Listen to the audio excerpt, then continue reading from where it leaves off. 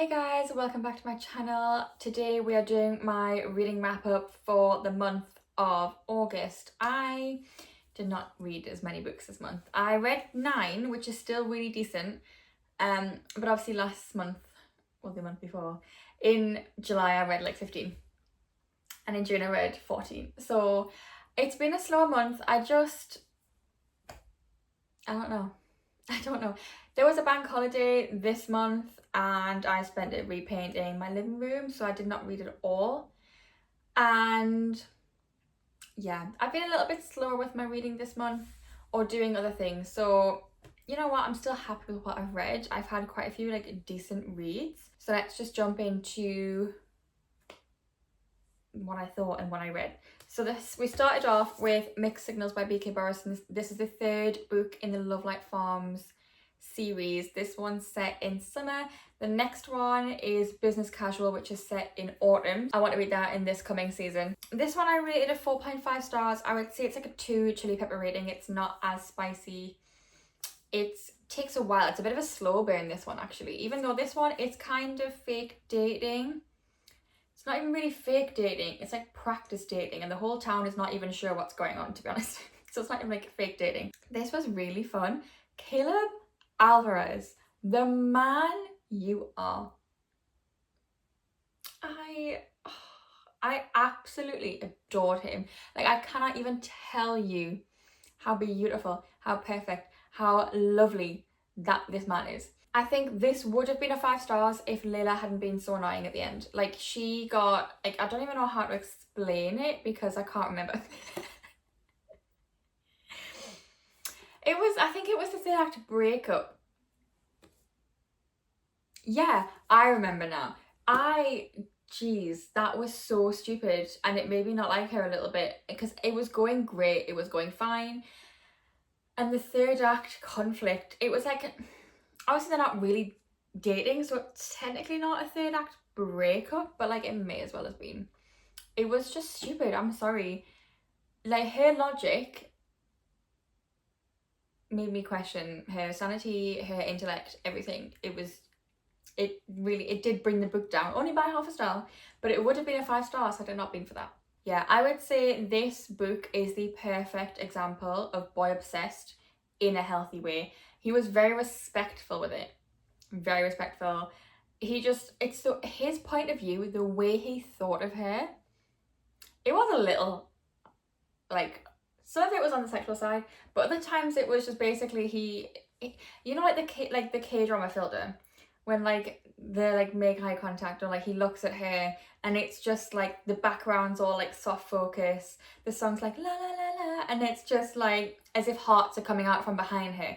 That's basically how he sees it at all times. It was just lovely being in his point of view. I loved being in Caleb's head, honestly. Yeah, I will give you a little bit of a rundown of the book. You get a sense of this couple in the weeds. So Caleb was one of the deputy policemen. He is not anymore. He was too nice for the job. And Layla runs the bakery on Love Light Farm. So we know Layla from book 1, and Caleb might even make little appearances in book 1 as well, to be honest, but it's at the end of book 2 where you see, oh, he's got a crush on her type thing.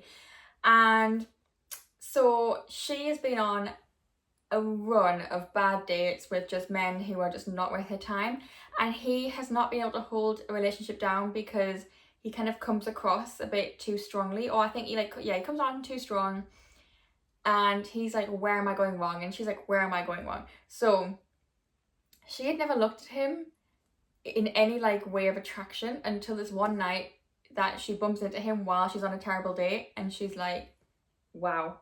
And she is completely taken aback by him. I kind of loved it, honestly. And they decide anyway, he kind of brings up the idea of, why don't we like date each other for like a month, and we can give each other like you can be shown how you're meant to be treated by a man and what you should be looking out for, and you can give me tips on where I'm going wrong and why women don't want to like be in a long-term relationship with me. So that's like the basics of the story. 4.5 stars. I loved it. Next, I did a finishing series I'm in the middle of, fantasy edition reading vlog, which is already up on my channel.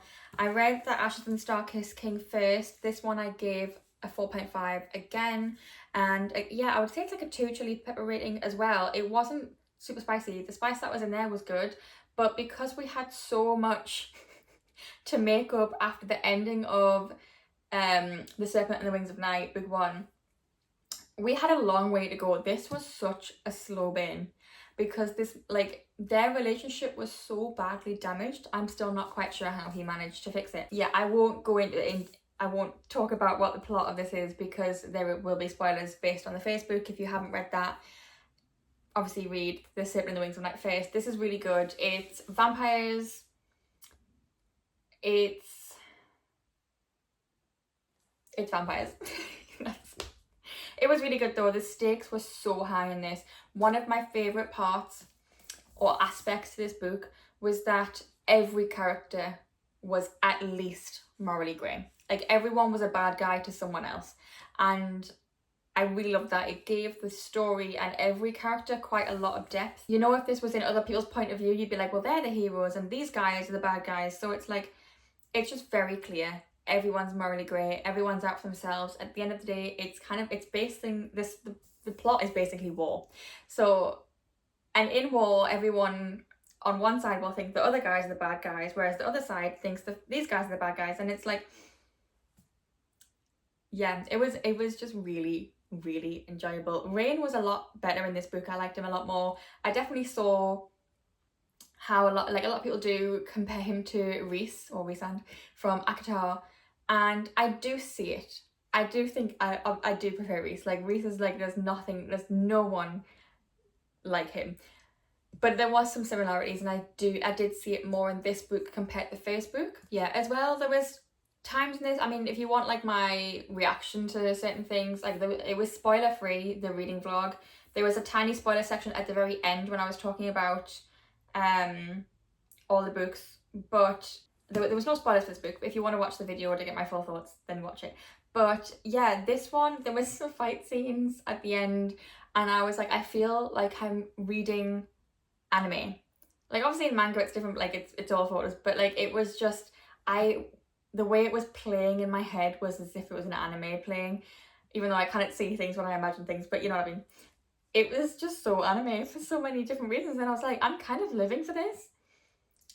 And because if you're gonna get a fight scene right, do it the anime way. That's all I can say.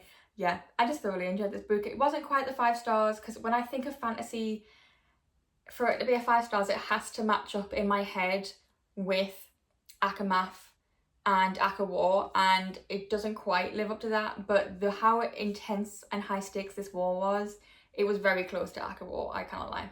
Next, in the same video, I read Reckless by Lauren Roberts. This one I rated a 4.25. It's a YA, so there's no spice. This one I preferred Powerless over this, but this one is more of a filler book. You're trying to like repair the relationship a little bit between Peyton and Kara because of the ending of Powerless. And I think it is a little bit trying to pad out the general story a bit. It probably could have been 2 books with a novella. A lot of people seem to think so. There was times this was going to be getting a little bit repetitive, I can't lie. It had a very like cat and mouse feel, and I don't mean Haunting and Hunting Adeline, I don't mean that. I mean literally cat and mouse. Like, someone is chasing someone, someone's trying to catch someone, someone's trying to escape. Like, the whole plot of this book is basically trying to catch someone, trying not to be caught. Like, it's, or trying to escape. Like, that's the whole book pretty much, and it happened so many times that it was starting to get repetitive. So it's a good job this book was not any bit thicker than it was. That being said, I loved it because of the banter. The banter was so good. Those little moments where there was these moments of tenderness and like, let's pretend, and it's like, but you're not pretending, the other part's the pretending. And I just, the ending really annoyed me though. But the same happened with Powerless. I hated the ending of Powerless, but it was juicy. And this, again, it's the same thing. I hate the ending, but it is juicy. Yeah, you can see more of my thoughts in my reading vlog. There was a tiny spoiler section which I did like map out time wise. If you have read the book already, if you have, please, I need a discussion with this. No one I know in real life has read this book. I need someone to discuss this with. So if you have read this, let's have a chat. Like, I won't say any more, because again, it's the second book in the series. I can't say much without spoiling the first book. The final book I read in that series was Daughter of the Siren Queen by Tricia Levenseller. I really liked the first book. I read it in like a day. I rate that one 4 stars. This one I've rated a 3.5. I think I just wasn't in the mindset to read it at the time.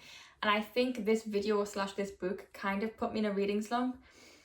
Hence why I haven't read much this month. Yeah, I think I read this at the wrong time, so it probably could have been a higher rating if I read this at the right time. It was still good, and I think it's an enjoyable series. I don't know if I'm going to read the third one, because it's not following Alosa anymore. It's following, is her name Surinder, I think, and Kieran, who are cruise members of her ship. So I don't know if I'm going to read that one or not. Yeah, I think the series is very fun. It's a YA as well. It is very Pirates of the Caribbean vibes, so I do enjoy that, and it was very fun to read. I just wasn't very bothered about it when I was reading it. Yeah, I haven't got a whole lot to say about this. Again, there's a video if you do want to see more thoughts. I don't think I even had more thoughts in that video. This portion of the video is the shortest part of the whole video, so. Okay, in between this, I started a different book, but I didn't finish it until after this series. So I read the Summer series by Elizabeth O'Rourke.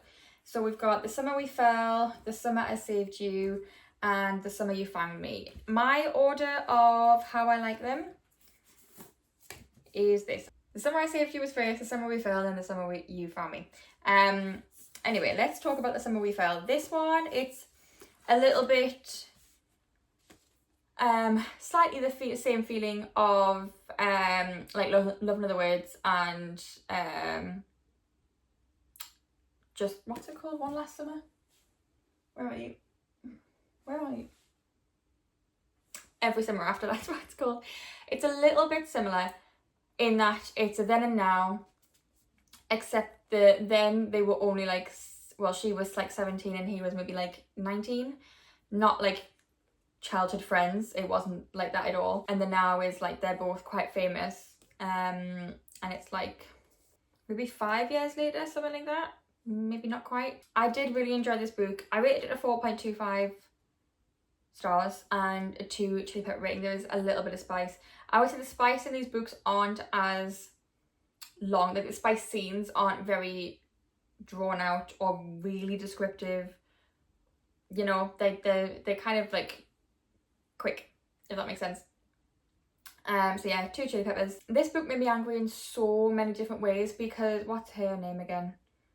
I want to say Juliet. Was she called Juliet? Yeah, this one is all in her point of view. I think she's called Juliet. I'm fairly sure. I can't be bothered to really scroll through and have a look. Her inner monologue for how she feels that she should be tricked, or how she won't stick up for herself because she said, but I should be so grateful. Like, I really like, and she said, but these people are helping me, so I should do everything.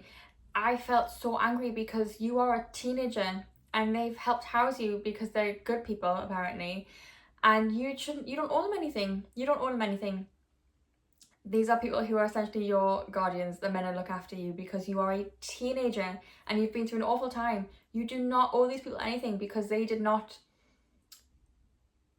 If you're going to be taking someone into your house who needs support, especially a child or a teenager, that is your choice to do that. They do not owe you anything for doing that. You've decided to do that. There's foster care systems and other things like that for people who aren't going to do that and look after these kids. So she should not feel obligated to this family. And it made me so angry because she seemed so clearly to just feel like she is just worse, like she's not worth anything. And it made me so angry with how she was being treated. I'll give, like, the gist of this is basically this girl's boyfriend's family took her in. His dad's a pastor, so his mum's a pastor's wife, and the guy that she's going out with, I'm sorry, he's just a wet wipe. Like, he's not a bad boyfriend, but he's not a good boyfriend. He just wants an easy life. He does not want he's like not If it's going to cause hardship, he doesn't want it. He won't like stick up for her, nothing. And he brings his friend from uni, so he's like must be like a year above her. She's still in her last year of school. He brings a friend from college home over the summer, and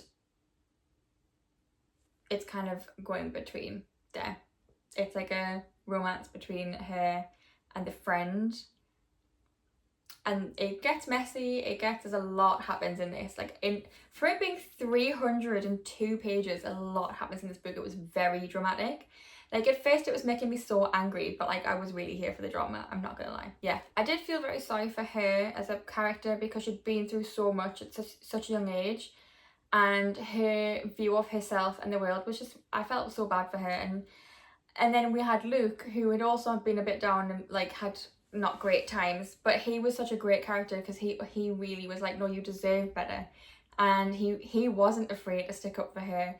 And so I really, like, she needed Luke. She really did, not the other guy. So yeah, that one was a 4.25. Then I read The Summer I Saved You, which I rated a 4.5, and this one's a 3 chili pepper rating. It's a bit more spicy. The spice happens sooner, so there's a little bit more of it.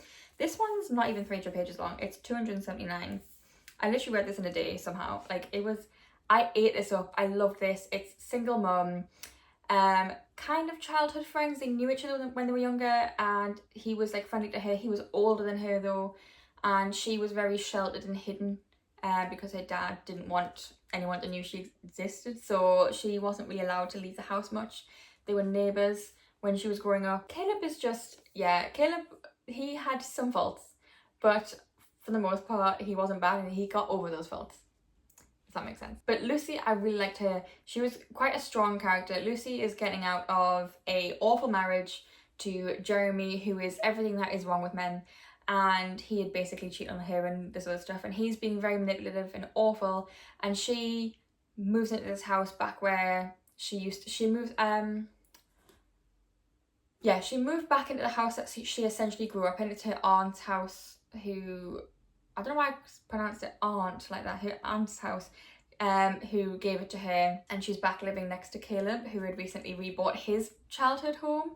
And yeah, so it's that romance between them two. Caleb's trying to get a messy divorce. She's going through a very messy divorce with a man who is very manipulative and trying to control her, and it's spicy. Caleb and Lucy just work really well together. I loved them. I love their dynamic.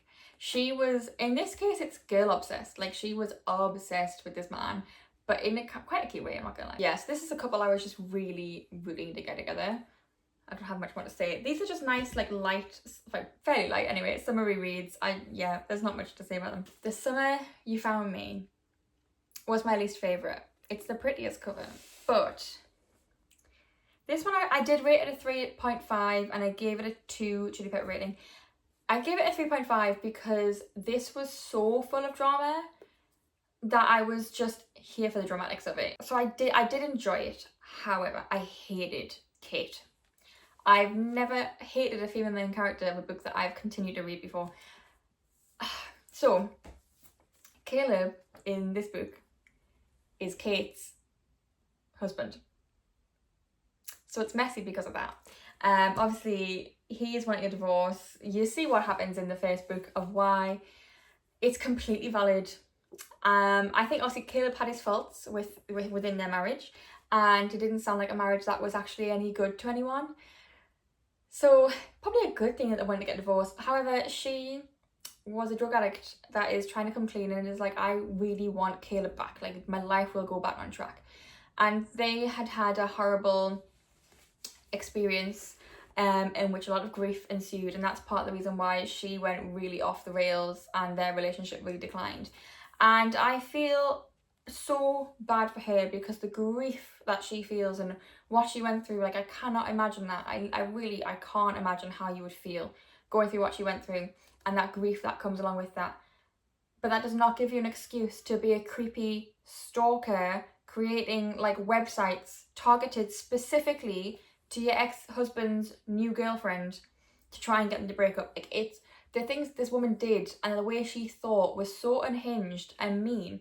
And I hated her. She was insufferable. I felt bad for her, but she was insufferable. And then meanwhile, Beck is like Caleb's best friend. So it was messy. It was a lot. I'm not going to speak much more about it, but yeah, I did enjoy it because it was like entertaining. I just really didn't like Kate. I thought she had no excuse. Like, grief does not give you the right to be a crazy psycho. I'm sorry. The final book I read this month, I actually started before I started the summer series. It took me literally 2 weeks to read to the day. I started on the 14th, it finished on the 28th. I rated it 3 stars, a 4 chili pepper rating because it was a lot of spice, and that is Between Commitment and Betrayal by Cheyenne Rose. In fact, I actually physically have the book here. I don't know why I'm doing this. I literally bought it yesterday. Yeah. So the reason I read this is because the 3 books are in the works for £3 each.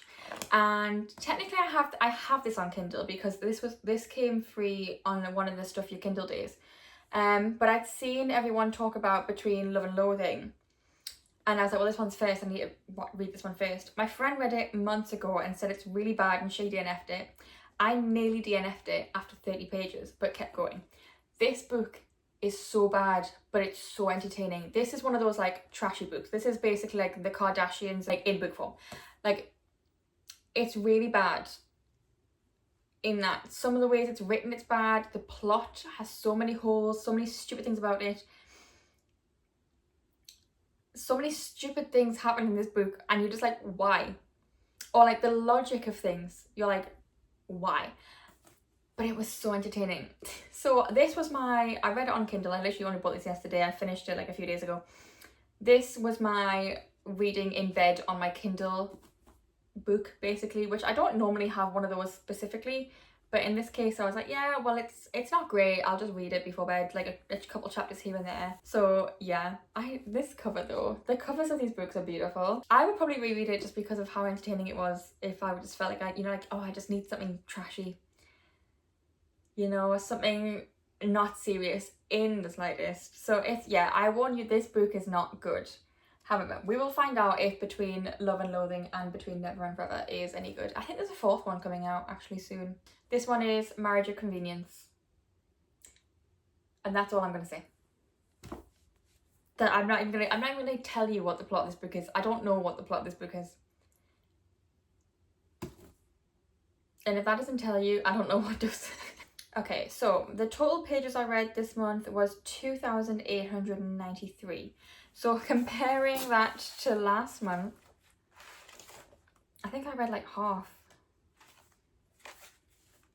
Yeah, considering I read like 5,500 last month, I pretty much read half the amount of pages as last month. I had 3 stars and 5 4 stars. I read 3 fantasy books, 5, well, it's pretty much the same. 3 fantasy, 5 romance. 6 were 6 were paperbacks, 1 was hardback, and 1 was Kindle. Yeah, those are my stats for the month. That's what I read. Yeah, I think it was a decent reading month. I mean, I had no 5 stars. I feel like I don't give 5 stars out as easily as I did last year, which is probably a good thing, let's be real. But yeah, I would like a 5 star, please.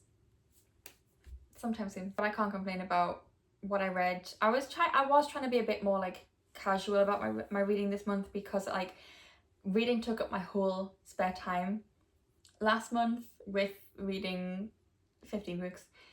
It was a lot and I thoroughly enjoyed that as well, but I thought let's give ourselves some balance. Let's maybe pull it back a little bit this month.